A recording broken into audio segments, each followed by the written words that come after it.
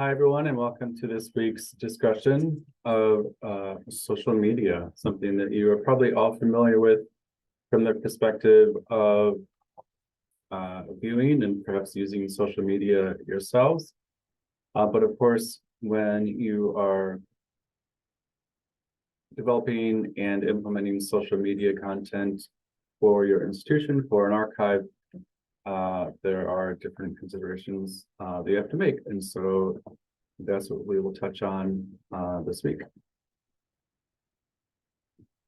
Okay, so here are our weekly topics. How can social media be used to enhance archival outreach? What considerations must archivists make when planning social media efforts? What factors should be considered when selecting a platform for a social media campaign? And what factors should be considered when selecting content for a social media campaign?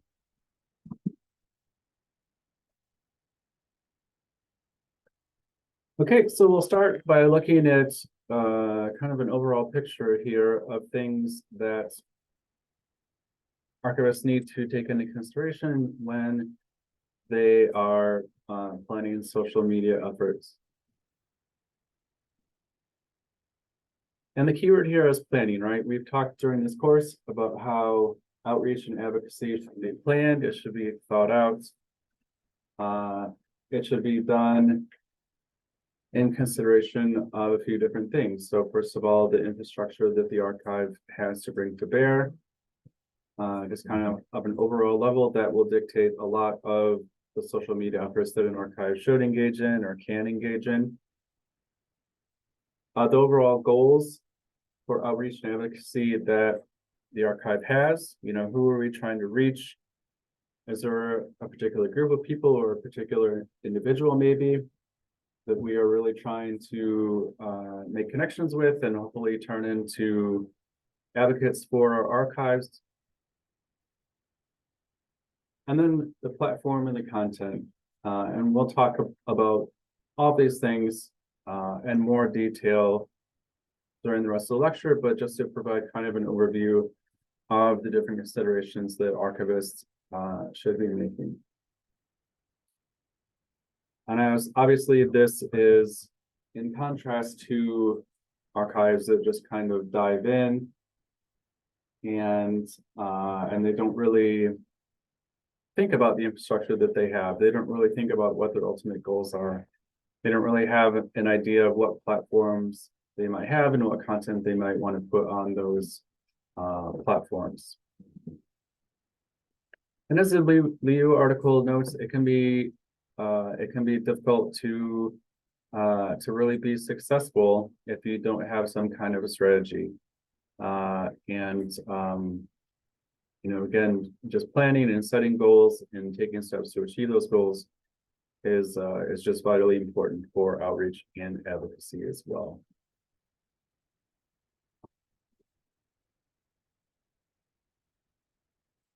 Okay, so we'll start by looking at infrastructure, a topic that we have discussed quite a bit already during this semester and will continue to discuss because it is such an integral part of outreach and advocacy. So, again, advocacy is designed to improve and increase the infrastructure that an archive has to carry out its activities. But of course, outreach and advocacy efforts must be developed and implemented within the framework of the infrastructure that an archive currently has and is able to bring to bear. And as I just touched on, social media is definitely not an exception to this rule. So we'll just talk about some of the different types of infrastructure that we've discussed, and also different types of infrastructure that are required or that an archive must or possibly should draw from when carrying out their social media efforts. So a pretty obvious one is staff. So the Weaver article talks about how one of their staff members was tasked with devoting 6 hours per month at Texas Tech University as far as carrying out social media efforts. So, not like a huge staff obligation, certainly. So from that perspective, social media is pretty affordable for most institutions. Even if it's just a lone ranger type situation, 6 hours per month isn't a huge deal. The Weaver article does mention some sort of efficiencies that they have built in. So scheduling social media posts can certainly save time. So you sort of do all the scheduling up front. You're not having to go back and constantly do it. So, the 6 hours might be a little bit something that is sort of achieved through efficiencies and probably through experience as well, as you get kind of more skilled at developing social media. Maybe you're recording videos for TikTok or writing blog posts or whatever. As you do it more, you get more experience, and so it takes you less time. So maybe when you start out, you need to devote maybe 8 hours a month or 10 hours a month, but still at the end of the day, probably not a huge investment. Okay, another type of infrastructure that I'll mention here is expertise. So the Weaver article talks about social media requiring a knowledge of social media. So just sort of overall, the different platforms that are out there and maybe what's best for each platform, a flair for creating interesting content, and tact as well. So not only do you have to know about all the different social media options and kind of their strengths and weaknesses, but you just have to be able to create interesting content that is going to draw people in, make them want to engage with it. And you have to do so in a tactful manner, right? You don't want to kind of offend people or be off-putting and kind of drive people away when the very opposite is your intent. The Keller and Williams chapter that we looked at for this week also talks about social media requiring a knowledge of copyright and other legal issues. So making sure that you aren't posting things on your social media that may become copyright issues. Making sure that you aren't violating the privacy of individuals. The chapter talks about how someone who donates something to an archives may not have done that with the understanding that in X number of years their letter or their picture is going to be posted on a social media account that may see thousands and thousands of views. So that's just kind of a consideration that archives and archivists should make when engaging in social media efforts. Holdings is a big one. What materials do archives have to share through social media? We'll talk more about that later when we discuss content. Policies is a big one. So policies that dictate how to handle interactions. Policies that dictate what happens if someone makes a request for information and where does that go. These are things that the Weaver article mentions. Just who is responsible for social media, having that spelled out in a policy, maybe like a job description, as the Weaver article mentions. Policies dictating the schedule of posts, so how things are going to be posted and when. So you definitely need to have kind of policies and documents that really spell out how your social media efforts are going to go. And obviously that's useful for kind of making sure everyone is on the right page, making sure that your social media posts are as positive and beneficial as they can be. Things are just chaotic and no one really knows how to handle interactions or what to do when someone, jumps on your Facebook page and starts spouting, racist and offensive things. And instead of having a clear policy in place, people just kind of equivocate and, in the meanwhile, everyone is seeing all this racist stuff on your Facebook page, it can just be an awkward situation. So it's really helpful to have policies in place so that everything is taken care of, efficiently and in a timely manner. Another interesting one is the placement of the archive within the organization. So does the archive have its own social media account, or does it have to use the social media account of the institution it's a part of? This is something that the Owens and Thomas article touches on. How much freedom does the archive have to post what they want to post and what they think is most engaging and most useful for researchers? Or do archives have to adhere to maybe what their institution wants them to post instead of what they feel is the most informative or useful information to share with potential researchers? And again, this can be something that can impact the overall effectiveness of social media. If you have really interesting content and things to share in your repository, but your institution wants you to focus on putting other things into your social media accounts, then that might do social media after some months. So again, just the overall level of freedom that an archive has to operate in the way that it sees fit.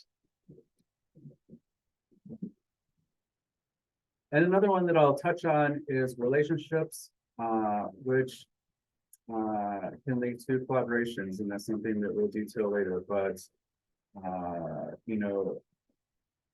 maybe archives agree to highlight exhibits that the archive has going on, or they sort of agree to highlight collection material that is maybe related that another archive also has. That can be something that can be beneficial and help both archives have social media posts that are more effective and more likely to achieve their goals.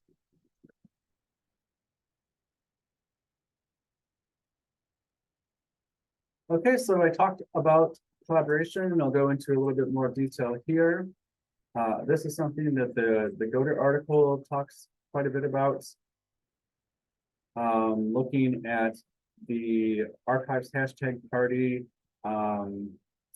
social media posts that the National Archives has done since 2017. And kind of looking at the overall value of those collaborations and how useful they actually are for having people have more engagement with the National Archives materials.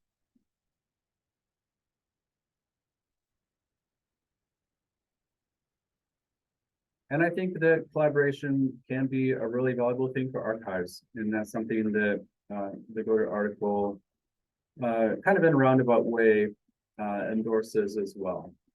So the author talks about how collaborations can provide credibility with researchers and communities. So if a researcher or a community sees that your archive is collaborating through social media with an archive that they esteem or respect, or maybe even a community group that they esteem or respect, then that's going to make them feel better about your archive and potentially make them more likely to use your archive and become an advocate for your archive as well. So, if I'm a member of a particular community and I see that that an archive is collaborating with a group from within my community that maybe I'm a member of or I am a part of, then that can reflect well on the archive that's engaged in that kind of collaboration. Another thing that the GOTR article mentions is that it can be a pretty short-term collaboration, like the archives hashtag party. It's just kind of a brief, oh, we have something that is related to this as well, and here's that record or here's that collection. So it doesn't necessarily have to be like a long drawn out relationship. It could be very short, or maybe it's like it is a long-term collaboration. Maybe you are two archives that have similar materials, that maybe have the same mission.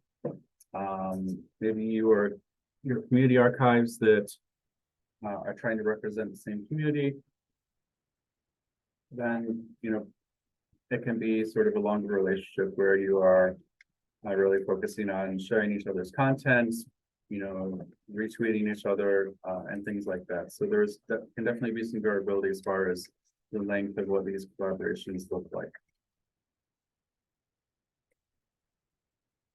One thing that is interesting to think of is, do archives need to be seen as successful and respected before other institutions want to collaborate? If it's kind of a short-term collaboration, then probably not as much. Like the National Archives probably isn't too picky or too concerned about who is participating in their archives hashtag party posts. But if it's going to be kind of a long, more drawn out social media collaboration, then I think that both archives have to view the other archive as sort of being worthy of being associated with. So if you're an archive that maybe isn't well known, or maybe doesn't have the best reputation for whatever reason, then other archives that you want to collaborate with may say, well, we're not really comfortable with some of the posts that you've done, or some of the things that we've heard about your repository. We've heard about researchers having not great experiences at your repository, so we're kind of reluctant to associate ourselves with you. So that's certainly a possible consideration that archives have to run into, is just your archive's overall level of credibility and how that impacts who may or may not want to collaborate with you. It's also important for archives to be strategic about whom they collaborate with. So a lot of collaborations can be beneficial if, again, it does provide credibility to an archive with researchers and communities, and ideally other stakeholders as well. But if your archive is collaborating with organizations that, for whatever reason, don't have a good reputation, then there are community groups that are kind of divisive within the community that you're trying to reach out to and represent, then that might be problematic, and you might end up upsetting people instead of making them happy and making them want to support your archives. So I guess it's just good to know who your archive is partnering with, making sure that there aren't going to be any issues with stakeholders or community members that you're trying to woo and turn into supporters before you engage in these kinds of collaborative relationships.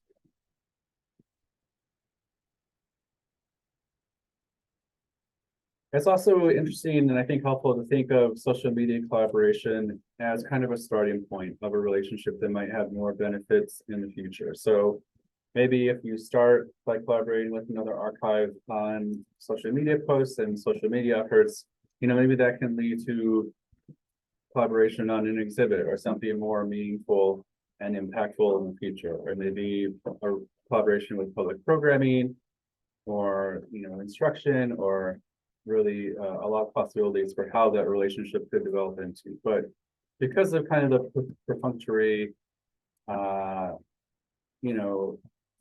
less intensive nature of social media, it can be kind of a good starter point to sort of feel each other out and develop that relationship and just see where it can go in the future. An interesting thing that the Goddard article mentions is that archives can collaborate with personal social media accounts as well. So it doesn't just have to be another archive or even a community group.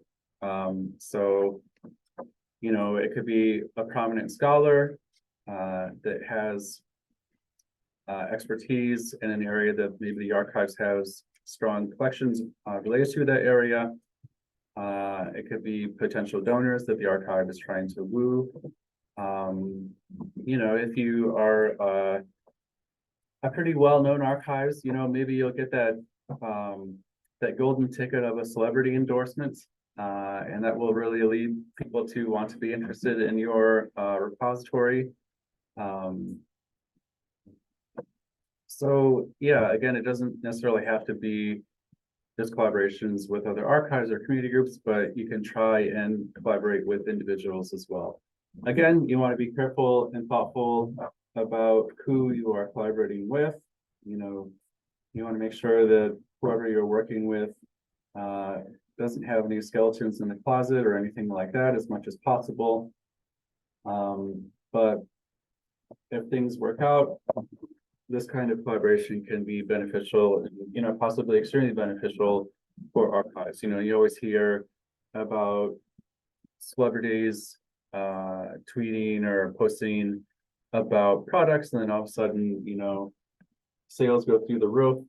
Dream a little dream, that could be true for an archive as well.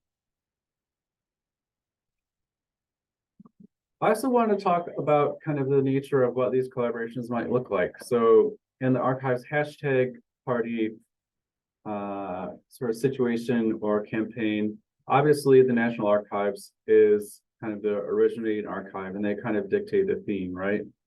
And there are kind of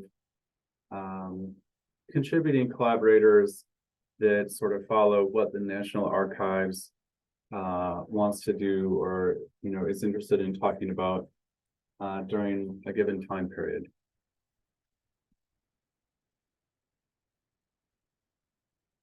And I think that there are benefits to kind of being both of these parties. So your archive can either be sort of the archive that to a certain extent is dictating what your collaborations with the other archives look like.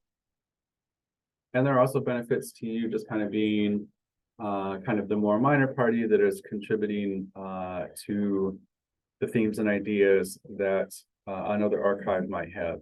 You don't always have to be the leader. You don't always have to be the key collaborator.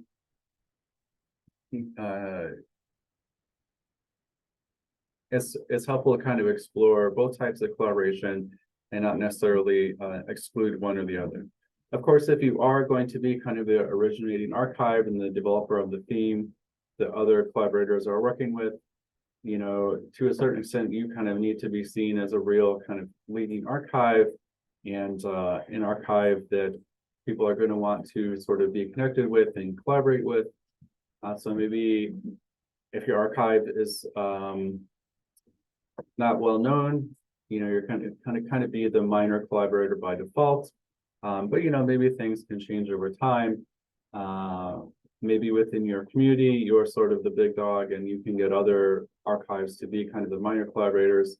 But a lot of the time there might be some kind of power dynamic like this that goes on. And again, you just have to be kind of thoughtful of what role you want your archives to take, what role your archive should take, and kind of go from there.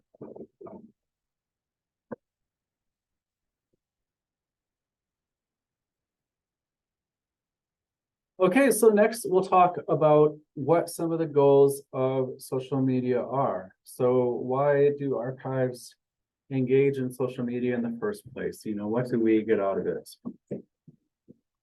The Goder article mentions tracking opinions, engaging in conversations, asking questions, creating access points, increasing visibility, and creating links to similar organizations.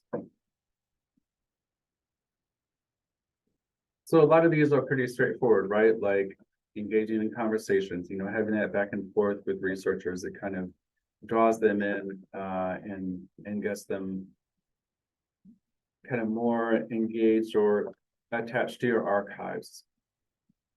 Increasing visibility, obviously, that's a pretty common use for social media. Creating links to similar organizations, going back to this idea of collaboration. One of these that I think is particularly interesting is creating access points. So rather than waiting for researchers to kind of stumble across your digital collections, you say, hey, here are our digital collections. You don't just have to rely on them to access your digital collections from your website or whatever. You're saying, here they are, come and look at them.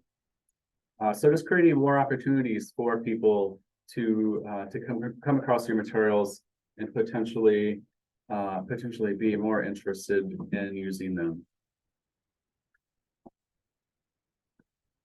The Weaver article mentions promoting exhibits and special events projects. So kind of a connection between social media and exhibits. If you have an exhibit going on, obviously a good thing to do is to promote that through your social media, whether it's a physical exhibit and, a Facebook post about the opening and what the exhibit is about, or it's an online exhibit saying, hey, we have this online exhibit going on, check it out here.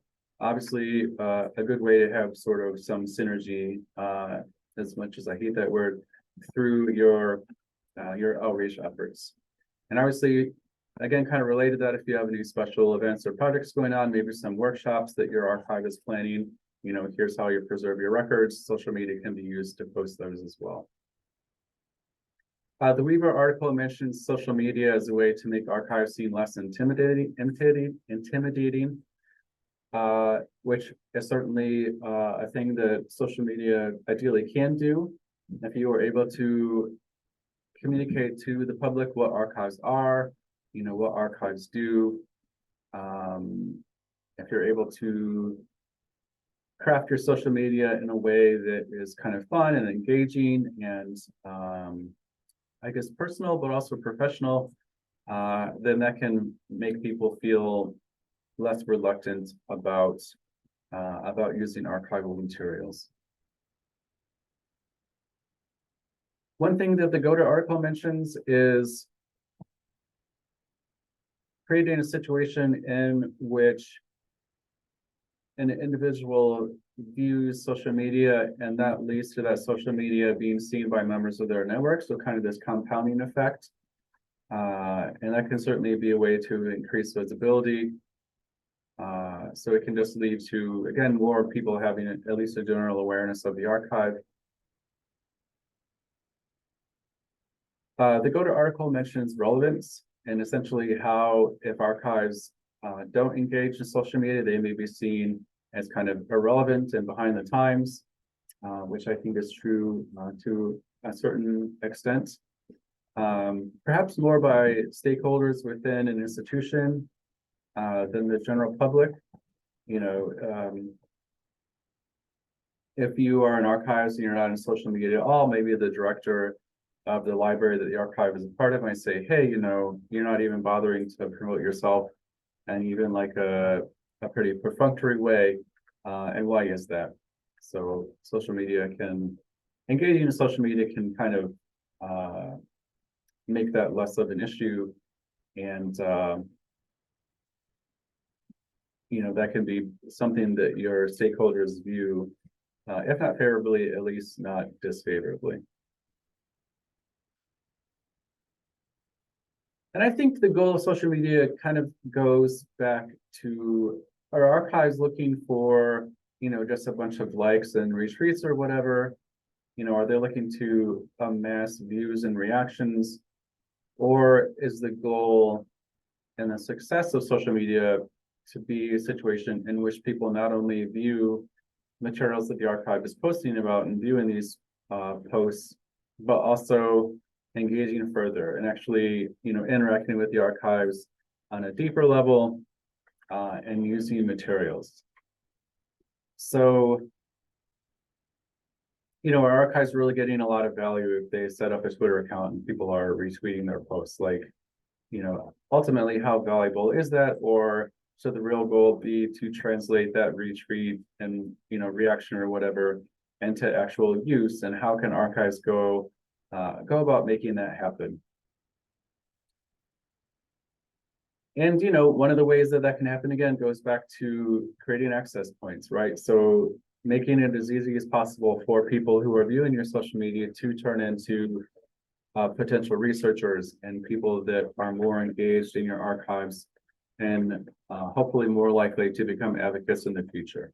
You know, that's certainly much more valuable than kind of a perfunctory, oh, I like this, I'm going to retweet this, which probably characterizes probably like 99% of social media interactions, right? It can be very superficial.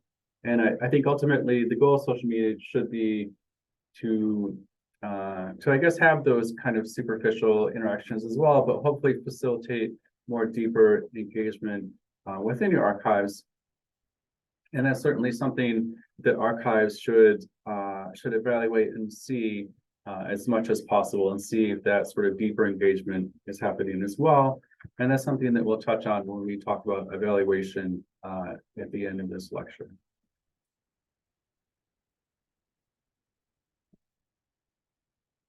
All right, so just to connect these goals to advocacy, so if social media helps people understand more about what archives do, because they are seeing, you know, links to special events, they are seeing links to exhibits, they are seeing links to online collections and other resources that the archive has. You know, that can be something that can build advocacy. It can result in people appreciating archives more, valuing archives more, and wanting to use and support archives more than maybe they did in the past. And it kind of goes back to this idea of being less intimidating, right? So if you know what an archive does, maybe you'll feel more comfortable using archives, and that can help you, that can potentially lead to being more likely to advocate for archives in the future. Okay, so if your social media helped your archives expand its audience, that can lead to advocacy as well. You know, if it gets more people through the doors, more people using your materials, that could be a very valuable and useful thing for you to show your stakeholders and say, hey, look, you know, people are using our stuff.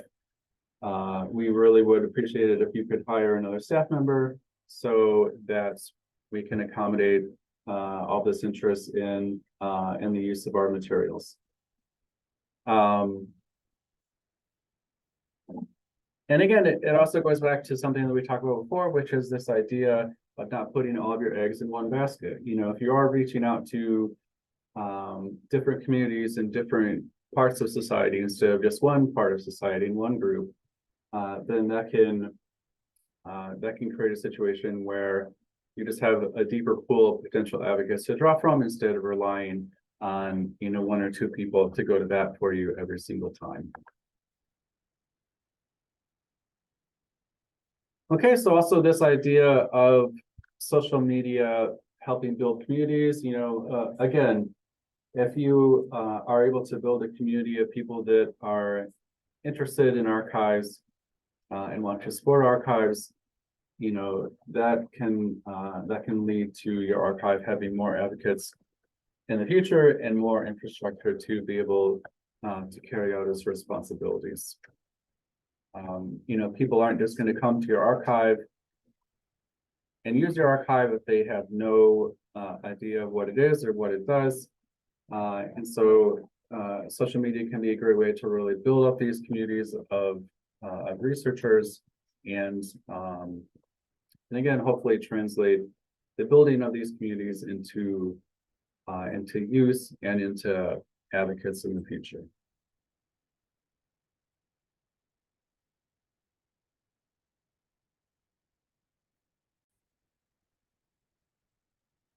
So next, we'll talk about platforms, and there are certainly no shortage of social media platforms out there. The Weaver article especially talks about the different platforms that Texas Tech University chose to use and why they chose to use them. One platform that I didn't see mentioned in any of our readings for this week,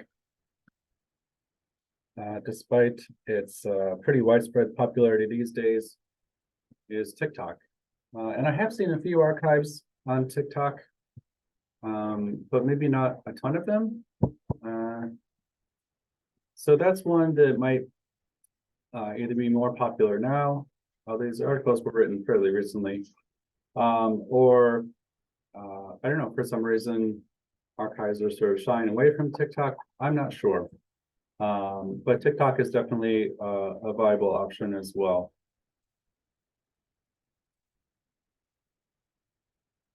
But there are definitely some things that archives should consider when thinking about the different platforms out there.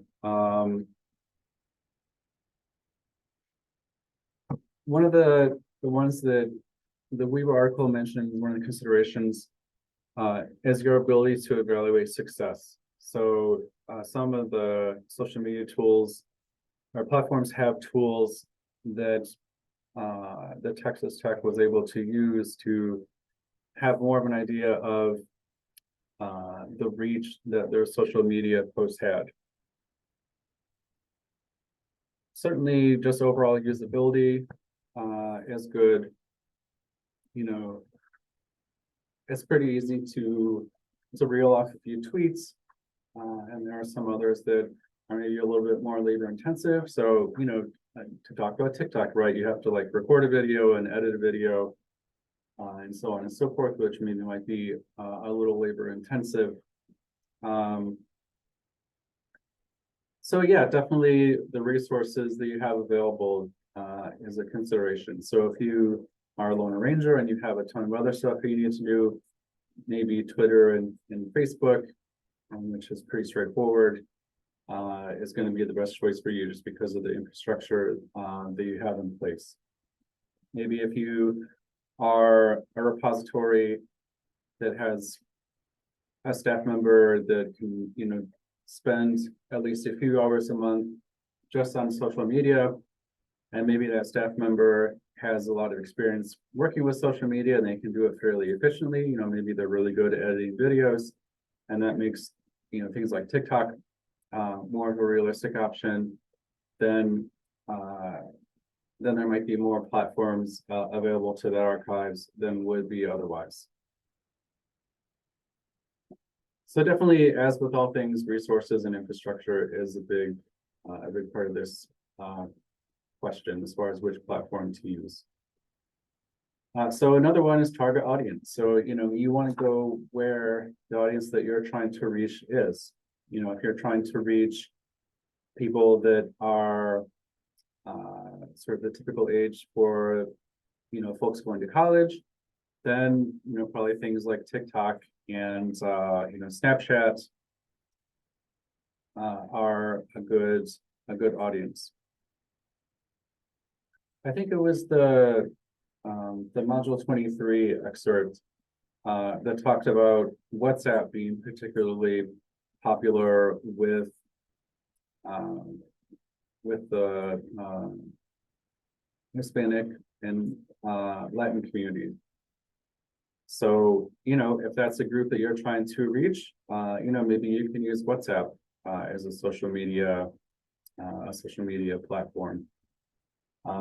Maybe not one that's typically thought of, but it seems like, you know, you just have to kind of know who you're trying to reach, so what your advocacy goals are, and use that sort of goal and that determination to tell you, you know, here's our audience and what platform do we think that we're using.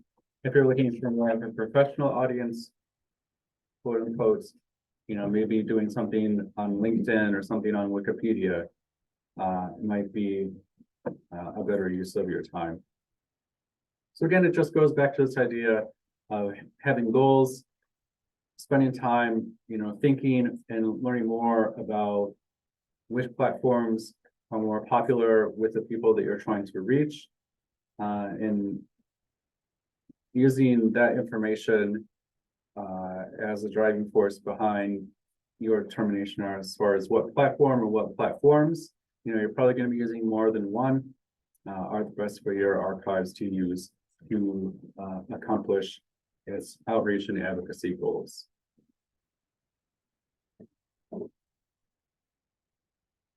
All right, so next we'll talk about content, which is obviously a big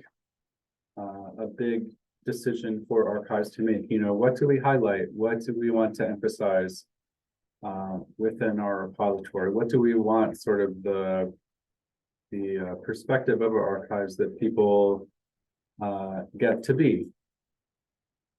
And as Weaver notes, it's the content that drives viewer interest, right? It's the content that is going to get people interested in and engaging with your repository. If the content is boring and uninteresting, then it's going to drive your interest away, you know. If it's just a bunch of letters, oh, look, you know, here's some letters that so-and-so wrote with no sort of like humor or, you know, engaging aspect, then it's just going to kind of maybe reinforce stereotypes about archives that people have, like, oh, it's just paper, you know, it's boring, I don't want to go there. And obviously that's not going to help your archive. So, you know, the choice about content is obviously one of the most important choices that your archives have when it comes to social media efforts. And as the Weaver article notes, it really should vary by platform. So, you know, you're not going to want to have a long thread of tweets describing how you process the collection, right? That's probably more applicable for WordPress or some other blogging platform for kind of longer form information. You know, you're probably not going to post like a funny video with memes and kind of an offbeat perspective to something like LinkedIn, which might have kind of more of a traditionally professional and older viewership. So there should definitely be a strong connection between the content that you're posting and the platforms that you're using, right? And again, this kind of goes back to the idea of what does each platform do well? You know, Twitter is great for just having sort of quick blurbs about something in your archives, maybe a link to an exhibit or something like that. And then other platforms do other things better. So you just have to kind of keep that in mind. One thing that the Weaver mentions is that content can be dictated by usage statistics or the frequency of reference requests for a collection. So if you have a collection that a lot of people have been interested in or have been interested in lately, then that's definitely something that you should consider when you are deciding what to post about. Like, hey, we've had a ton of interest in our collections related to rodeos in Wyoming, so we should probably you know, keep that interest going by posting content related to that topic, right? Again, that sort of assumes that you are keeping track of your usage statistics and what reference requests you're getting. And we'll talk about why that's important later on in the semester, but it can definitely be a great way to have an informed perspective about what content you should be posting to your social media. The Kellum and Thomas article mentions getting info from websites and other social media posts about what content you should post. So if you see that the social media posts that are related to a particular content that you're posting to, you know, Facebook is really taking off, then maybe you can say, okay, well, we see that this is really engaging a lot of people, so maybe we should make a video about it and put it on TikTok or put it on Snapchat.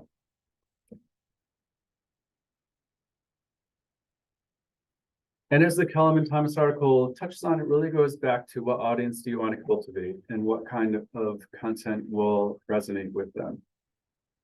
So again, as we'll touch on in the next slide, this idea of having a particular audience that you want to target in mind and thinking about, okay, well, what is going to appeal to the people that we want to reach out to. And related to that is the importance of how this content is being conveyed. So what kind of voice are you using? If you are, again, trying to reach out to a more professional or older audience, you know, maybe you want to scale back on, you know, the memes and kind of slang that you're using that might just confuse old people like me. And if you're trying to reach a younger audience, you know, feel free to let let things fly. So that's definitely a big consideration. And what sort of voice do you want to use to convey, what your archive is up to and why your archive is important.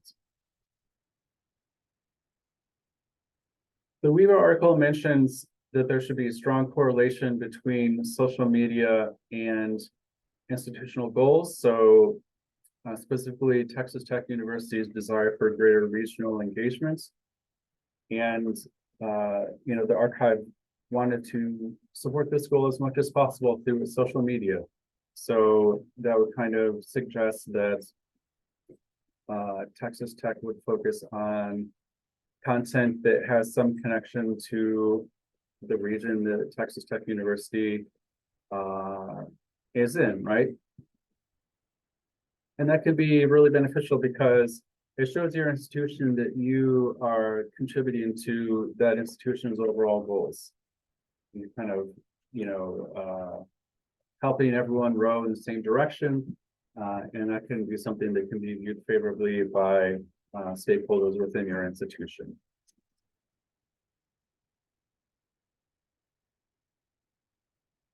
The Weaver article mentions having a connection between content and relevant finding aids, online collections, and reference staff. And that is a really great way to do what I talked about before, translating what might be kind of a perfunctory interaction into something that leads to a more deeper engagement with your archive and with its resources. So instead of just having someone say, oh, I like this, providing the opportunity for them, if they choose to learn more and be connected to more information as easily as possible. We'll talk about this later on, but if people come across information and it interests them, but it's really difficult to learn more about, then they just kind of say, okay, well, I guess I'm not interested after all, or I just don't want to spend the time to do this right now. Then you're going to, potentially lose a prospective researcher. So you want to make sort of the on-ramp into more information about your archive as easily as possible. And one way to do that is, again, to have these connections between the content you're posting and relevant finding aids, online collections, and connections to reference staff. So that people, again, if they choose, if your content is engaging and interesting enough, and it seems like it might meet the informational need that a person has, they can, dive in fairly effortlessly. So that is a really important thing to think of when you are having content, not just the content, but the ease of which researchers can learn more if they want to. So in the Weaver article, they talk about how a lot of the content that was most successful for them was related to local historical events. So they talk about a tornado in Lubbock and having materials that focus on the anniversary of that tornado. And they even talked about using that content to make connection with donors. So developing an oral history of projects sort of based on at least part on the social media posts that they made and the responses that they got. So that can be a great way to take social media content and use it as sort of an on-ramp into deeper engagement and a deeper project with people that you see participating in your social media. So we talked about how exhibits may be used to commemorate an event or an anniversary. Social media can do the same thing, maybe in a more limited way, but certainly that's a possibility with social media as well.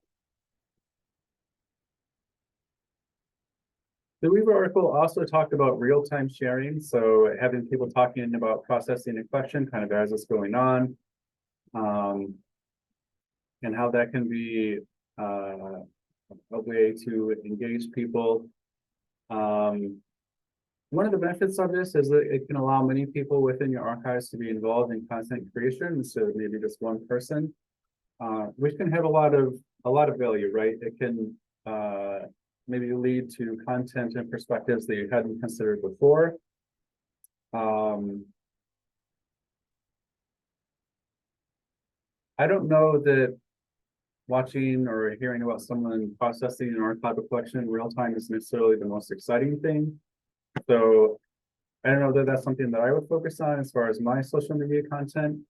But I do think that this idea of allowing people, many people to be involved in content creation can be really powerful. So kind of like what we talked about with exhibits, where you have people constantly floating themes and items that might be useful, that can be really beneficial for content as well. Maybe there are content that you, as a lone staff member, just aren't aware of, and people that are processing collections or answering reference requests can say, hey, you know, I found this really neat item or this really neat collection, and I think that it might be good for some social media content as well.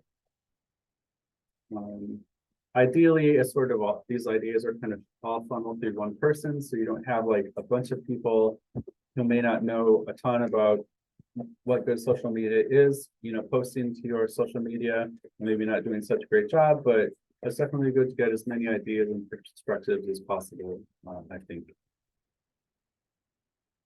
And as I touched on before, the Kellum and Thomas article talks about the importance of considering ethical and legal issues when you are deciding which content to post. So you don't want to violate copyright, you don't want to violate a person's privacy or at least a reasonable expectation of privacy, because that can kind of paint your archive in a bad light.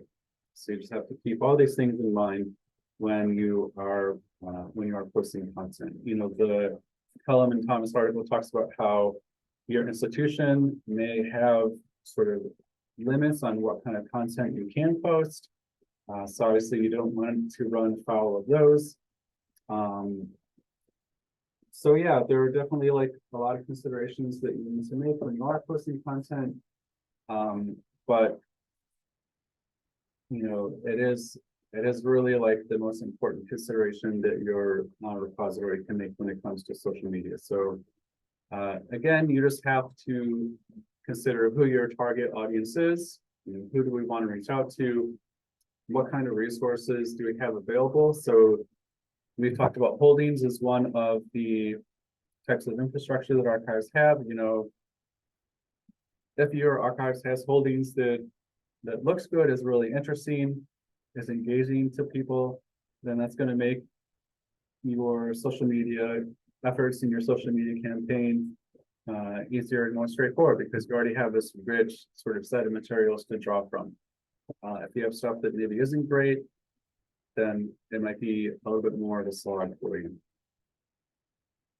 And again, just the overall needs that your social media efforts or campaign has. So if you're focused on, you know, commemorating a certain event, then that's going to drive which content you have. If you are focused on, you know, documenting a certain aspect of your university's history or institution's history, then that's going to influence the content that you use.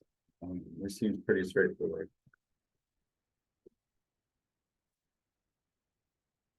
Okay, and so finally, we'll talk about the need for evaluation, which, as with really every other type of outreach that we'll touch on, is extraordinarily important. So as the review article notes, social media isn't free and it does benefit from evaluation. You know, even if it's only, you know, 6 or 8 or 10 months or hours a month, that's still time that your staff could be doing other things, right? And there's definitely a cost for doing social media poorly, right? If you're driving people away, if you are making your archives less interesting or less engaging for researchers, potential researchers, then that certainly is a cost too. So making sure that you're doing social media well, that your social media is meeting the goals that you have for it, that's reaching the right audience, is incredibly important. And it can be difficult to do, right? So in the Go-To article, you know, the author talks about all these different steps that they went through to evaluate the success of the archive's hashtag party efforts, right? You know, using kind of like multiple tools, kind of making some assumptions, and it can be a difficult picture to really establish. And it can take, just the evaluation alone can take time and effort, right? But that doesn't mean that it's something that archives shouldn't be doing or don't need to do. As the Liu article notes, organizations with scant resources should be the first ones to evaluate the success of social media, right? If your social media is successful, then you can say, hey, we really would like to have money to hire a staff member who just does social media so we can really keep our momentum going. Or if you realize that what you're doing isn't working, then you can say, well, let's try something else. Maybe we should change our tone. Maybe we're not posting the right content, and you will help your social media efforts be focused on content and platforms that are more likely to achieve the goals that your archive has. But again, it all goes back to having goals and a purpose and knowing what your audience is, knowing who you want to reach out to, and that way you can see when you evaluate your social media efforts if what you're doing is working, right? If you don't have any goal in mind, then it's hard to evaluate how successful your social media is, because it's like, okay, well, we don't really know what we're trying to accomplish in the first place, so how do you evaluate that? So, again and again and again, I will preach to you, plan, have goals, who you want to reach out to, have an idea of how you're going to reach out to these individuals or these communities, these groups, and decide which stuff you're going to do to make that successful. And again, same as with social media. Who do we want to reach out to? Okay, we want to reach out to this group. What platform do we think they're going to be on? It seems like a lot of the people that we're trying to reach out to use X platform or X platforms. Okay, what kind of content is going to appeal to them? And then once you do that, you can go back and say, okay, well, has the use of our materials gone up since we started focusing on these platforms and this content? Or has it kind of stayed static? Or, is it decreasing? And if it's decreasing, what's going on? So planning goals is just so essential for evaluation of all types of outreach, and social media is definitely no exception, even if it can be, as the Liu article notes, difficult for archives lacking resources and infrastructure. It could be if you are part of an institution that has, an office or a department that sort of focuses on social media. You can get their help in evaluating what you're doing, and maybe they can provide you with tools that you might not be able to use otherwise. I think it's the module 23 chapter that mentions this, but it might be that you just have to kind of suss things out as best you can, and it may be difficult, it may take time, but it's definitely something that you should be doing.